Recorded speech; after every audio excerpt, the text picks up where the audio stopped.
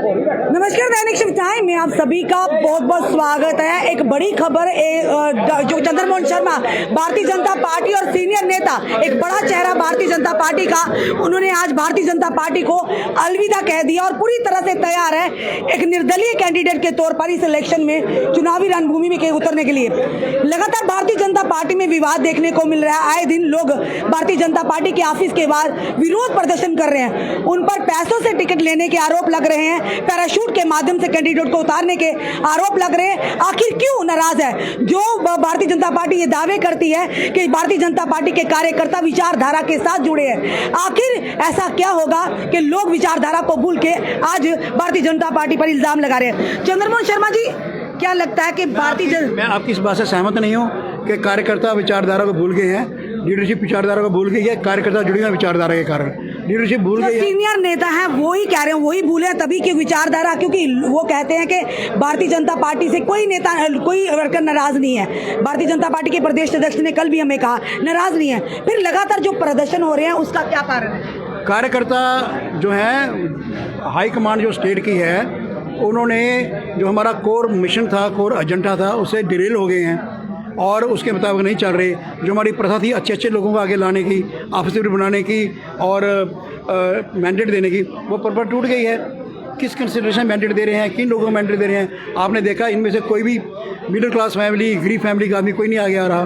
तो ये बातें तो निकल रही हैं लोगों के। कार्यकर्ता बिजनेसमैन को मौका दिया जा रहा है, बड़े बड़े बिजनेसमैन को, यही कहना चाहते हैं ना सर? अब बोल भी दीजिए, मुंह में बोल। आपने बोल दिया, मेरी आपकी यही बात है। खुलकर बोलिए ना। खुल के बोल रहा हूँ कि मुझे कोई भी नहीं दिखता आदमी जो स्ट्रगल से निकला हो, जो आम आदमी हो, जिसके पास करोड़ों रुपए का बिजनेस ना हो, वो तो उसको कंसिडर नहीं किया जा रहा। यानी इसका मतलब जो भारतीय जनता पार्टी के दफ्तर के अंदर प्रदर्शन हुए, इल्जाम लगाए गए, अटैचियाँ चली हैं। अभी हमें नहीं पता वो कौन सी अटैची थी, अटैची में क्या था ये हमें भी नहीं पता। मुझे अटैची का नहीं पता, लेकिन मुझे ये लगता है कि जो कैंडिडेट सामने आए हैं ये वही लोग हैं जो जिनके पॉकेट भरे हुए हैं। यानी पक्का जो इल्जाम लगे उसमें सच है कुछ ना? मतलब आप लोग ही बता रहे हैं मुझे कि ऐसा सही बात है। वो तो मीडिया ने सब बताया था, लाइव में बताया था। चंद्रमोहन शर्मा जी, क्या करेंगे आप? निर्दलीय खड़े होंगे क्या? मैंने 2 दिन के अंदर मीटिंग बुलाई है अपने साथियों की। मेरे आगे चॉइस है कि ईस्ट वेस्ट दोनों में से कहाँ खड़े होना है, तो फैसला करके। कुछ जगहों पर परिवारवाद भी देखने को मिला है, इस चीज़ से आप सहमत हैं या नहीं? और ऐसे छाए हुए हैं हमारी पार्टी के अंदर, और मैं I am fair to understand कि उसमें गुण क्या है। They are not good orators, वो कोई डेडिकेटेड वर्कर भी नहीं है, बिजनेस फील्ड के लोग हैं, बिजनेस के प्लेयर, उनके बिजनेस भी क्या क्या हैं लोग ही बड़ी चर्चा करते हैं। उनको इतना महत्व क्यों दिया जाता है कि यहाँ हमारे प्रेसिडेंट साहब जब लोगों को पूछने आए कि किसको कैंडिडेट देना है, तो पहले पूछ रहे थे हम मैडम को दे या उसके हस्बैंड को दें। तो घर से सोच के आगे कि दोनों इन्हीं पर परिवारवाद चल रहा है। तो फिर क्यों Bharatiya Janata party NC, PDP, Congress पर इल्जाम लगाती है जब खुद के घर में ये चीज़ें हो रही हैं? अब भारतीय जनता पार्टी हाईकमांड की करी है, पार्टी तो बड़े अच्छे लोगों की है, हाईकमांड गड़बड़ करी है। ठीक है, ये हाईकमांड की तरफ से हुआ सारा हुआ। बिल्कुल। तो फिर यहाँ की लीडरशिप की हाईकमांड जो है, अगर दिल्ली से सारे फैसले कह रहे हैं दिल्ली से हुए, तो गए तो यहाँ के नेता थे ना। रिकमेंडेशन तो यहाँ से गई ना। आप रिकमेंड ही ऐसे लोग करेंगे, उनके आगे चॉइस नहीं छोड़ेंगे। आप एक सांपनाथ भेज देंगे, नागनाथ भेजेंगे, तो सांप तो चुनना ही उन्होंने में से, तीसरा कोई होगा ही नहीं। तो fault lies with the state high command only, not in the centre and not in the workers. They are dedicated. उनके हट को चोट लगी है, जो घर से पैसा, अपना टाइम सब कुछ लगा के चलते हैं, तो उनको तो चोट लगी है इस बात। आप भी तो काफ़ी कर्मठ कार्यकर्ता रहे हैं, आप संगठन के साथ जुड़े, विचारधारा के साथ जुड़े हैं, तो ऐसे लोगों को अगर इग्नोर किया जाएगा तो आने वाले समय में क्या परिणाम रहेंगे? उल्टे ही रहेंगे परिणाम, उल्टे हम देख भी रहे हैं। यूपी में क्या हुआ, बाकी जगह क्या हुआ, तो वो चीज़ें यहाँ भी रिपीट हो जाएंगी ऐसे करेंगे तो।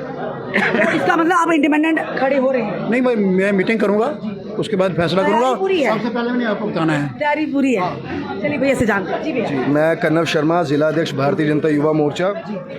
आज आपके सामने ही है कि हमारे वरिष्ठ नेता हैं भारतीय जनता पार्टी के, और सबसे पहले और सबसे लंबे स्तर तक सर्व करने वाले युवा मोर्चा के अध्यक्ष भी रहे हैं। हमारे लिए बड़े प्रेरणा स्रोत हैं।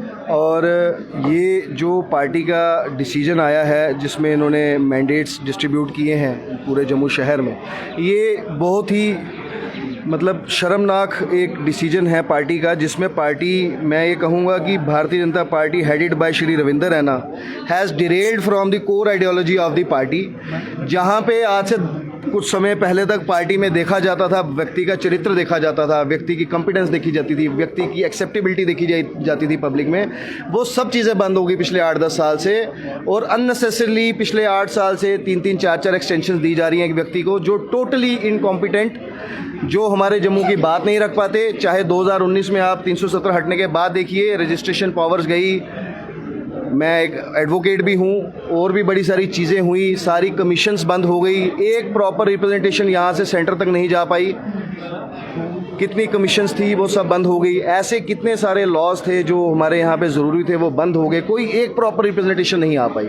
आज 10 साल बाद जब ये वैक्यूम ख़त्म हुआ, जब एक खबर आई इलेक्शन कमीशन ऑफ इंडिया से कि हाँ इलेक्शंस होंगे, पिछले 10 साल में जो ब्यूरोक्रेसी का और आम मासिस का जो गैप पड़ गया, जो तानाशाही ब्यूरोक्रेट्स ने उठाई है, उसमें हम लोग, मैं भारतीय जनता पार्टी का कार्यकर्ता 2 साल से वहाँ पे अध्यक्ष हूँ जम्मू ज़िला का, हमें पता है कि हम लोग कहीं जाके बीजेपी का नाम लेते थे तो लोग हमारा काम ही बंद कर देते थे, नाम लेते ही काम ही नहीं करते थे। इस तरीके की जो साजिशें हैं, ये हमारी इनकॉम्पिटेंट लीडरशिप जो इस समय स्टेट में बैठी है, जिसका दिमाग ही नहीं है, वो पैसे पॉइंट ऑफ व्यू से हर चीज़ को देखते हैं कि किसकी जेब में कितना पैसा है, किसके पास कितनी गाड़ी है, किसके पास कितनी बड़ी कोठी है, यानी कि पैसा देकर उन्हें टिकट दी जाए, पैसा देकर। ये आप देखिए, मैंने कल ही आपका इंटरव्यू भी देखा था, आप किसी व्यक्ति विशेष से पूछ रही थी ये बात, तो ये मीडिया में भी भली भांति सबको पता है कि जेन्युइन बंटवारा टिकटों का नहीं हुआ गया है। इस आधार पर नहीं हुआ है कि उस कैंडिडेट की पब्लिक में एक्सेप्टेबिलिटी है या नहीं, उसने कितना काम किया, उसका क्या कंट्रीब्यूशन रहा संगठन के लिए, बल्कि इस बात पे है कि कौन सा हम अपना तिगड़म वाला बंदा ले आए इस बार, ताकि हमारे काम जो पहले भी पिछली सरकारों के समय में भी, अगर आप देखें, मैं ये बोलना नहीं चाहता था पर मैं आज ये चीज़ बोलूँगा, भाजपा की सरकार में जो हमारे अभी प्रत्याशी आए हैं, इनकी जो मैडम है प्रिया जी, वो मंत्री थी, आपको याद होगा उस समय रीशफलिंग में कितने करप्शन एलिगेशंस लगे थे, उसकी वजह से इनको स्टेप डाउन करवा दिया था। आज हम घूम फिर के मैडम को छोड़ देते हैं, आज हम उनके हस्बैंड को चूज़ कर लेते हैं, फिर हम कहते हैं दुनिया भर में कि हम परिवारवाद नहीं करते, और जम्मू कश्मीर में देखा जाए तो हम परिवारवाद कर रहे हैं। किसी जगह 2 भाई इकट्ठे हो गए, किसी जगह मियाँ बीवी इकट्ठे हो गए। करनी और कथनी में बड़ा, करनी और कथनी में बहुत फ़र्क है। हम भाषण वो होता नहीं होता, हम भाषण देते हैं, ऑन ग्राउंड हम जीरो हैं। मैं आपके माध्यम से रविंद्र रैना जी को कहना चाहूँगा, आपको शौक है, आपने सपना देखा है सीएम बनने का, आप ज़रूर बने, पर मैं ये चीज़ ज़रूर कहूँगा कि रिफ्यूजी की उस कोटे में मत आइएगा जिसमें नॉमिनेट होता है एमएलए। आप दम रखिए, लोगों के बीच में जाइए, नशहरे से इलेक्शन लड़िए, भाऊ कॉन्स्टिट्यूंसी से इलेक्शन लड़िए, कहीं और से लड़िए, आप लोगों के बीच में आए, लोग आपको जवाब देंगे, आपकी कितनी एक्सेप्टेबिलिटी है आपको पता लगेगा। खुद असमंजस जी, और अपनी बकरी लेके साथ जाएं, अपनी बकरी लेके साथ जाएं, जो वो गुज्जर कहते हैं ना, गुज्जर दी बकरी जीते जीते लंग गई, वो गुज्जर और बकरी दिख रहे हैं, रजौरी और पुंछ के गुज्जर और बकरी दोनों ढूंढ रहे हैं रविंद्र रैना जी को, दिख नहीं रहे हैं, उस तरफ जा नहीं रहे हैं। देखिए, आप स्टेट प्रेसिडेंट हैं, आप पिछले 8 साल से स्टेट प्रेसिडेंट हैं, बेड़ा गर्क कर दिया पार्टी का, आपने गैप खत्म कर दिया, आपको लोगों ने, राजपूत सभा ने यहाँ पे पकड़ लिया घेरे में, मार पीटते आप बचे, आपको पार्टी ऑफिस में लोगों ने गिरफ्तार कर दिया। इससे पहले मैंने भाजपा का इतना घटिया लीडर कोई नहीं देखा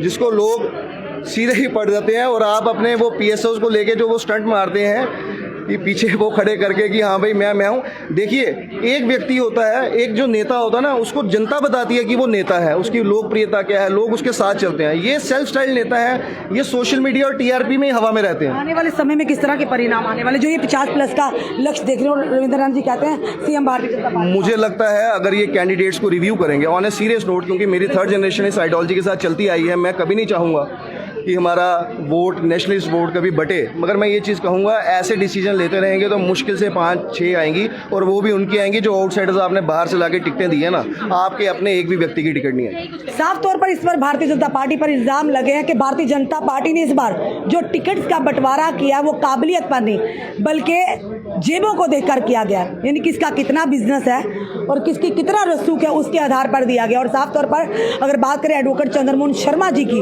एक बड़े ही दिग्गज नेता और बड़े ही ग्राउंड लेवल के नेता रहे भारतीय जनता पार्टी के, अल्टीमेटली आज इन्होंने भी भारतीय जनता पार्टी को अलविदा कहा है, और कहीं ना कहीं ये कहेंगे, अब ये बताया जा रहा है कि निर्दलीय ये इंडिपेंडेंट जमुई से खड़े होंगे, जहां पर भारतीय जनता पार्टी युद्धवीर सेठी जी को यानी कि उन्हें टिकट दी है। पहले उनकी धर्मपत्नी थी, एमओएस मंत्री थी वो पहले, और पहले उनका था, अब उन्हीं के पति को इस बार टिकट दिया गया? क्या उस वार्ड में, उस कॉन्स्टिट्यूएंसी में क्या कोई भी ऐसा यानी कि कैपेबल व्यक्ति नहीं था, या महिला नहीं थी, या युवक व्यक्ति नहीं था जिसे टिकट दिया जाए, मैंडेट दिया जाए? फिलहाल आज लगातार आप देख रहे हैं, चौथा दिन है भारतीय जनता पार्टी के खिलाफ उन्हीं के कार्यकर्ताओं, उन्हीं के नेताओं द्वारा प्रदर्शन किए जा रहे हैं। चाहे प्रेस वार्ता की बात करें या भारतीय जनता पार्टी के ऑफिस की बात करें, भले ही उन्होंने होटल रीट्स में सारे इंतजाम किए हैं, मीडिया वार हाउस भी वहाँ बनाया है कि कोई भी अगर मीडिया ने बात करनी तो वहाँ के नेता वहाँ पर मौजूद होंगे, जो केंद्र से भी आए हुए हैं। भारतीय जनता पार्टी में भले ही कोई नहीं जाएगा, पर लगातार वहाँ पर प्रदर्शन हो रहे हैं। जो सपना देखा है भारतीय जनता पार्टी ने 50+ का, क्या लगता है वो पूरा होगा? लगातार जो लोगों में नाराजगी और रोष देखा जा रहा है। और वहीं साथ साथ अगर बात करें तो महिलाओं को भी इग्नोर किया गया है। तो क्या लगता है आने वाले समय में भारतीय जनता पार्टी को इसका खमियाजा भुगतना पड़ेगा कि जो इल्जामात लग रहे हैं कि पैराशूट के माध्यम से मैंडेट दिए गए या फिर अटैचियां दी गई, उसके माध्यम से मैंडेट दिए गए? ये हम नहीं कह रहे, ये भारतीय जनता पार्टी के अंदर जो लगातार प्रदर्शन हो रहे थे, वो हमारा लाइव वीडियो चला था जहां पर लोगों ने इल्जामात लगाए। ये कितने सच है, कितने झूठ है, ये आने वाला समय होगा जो तय करेगा और जनता तय करेगी। आपका क्या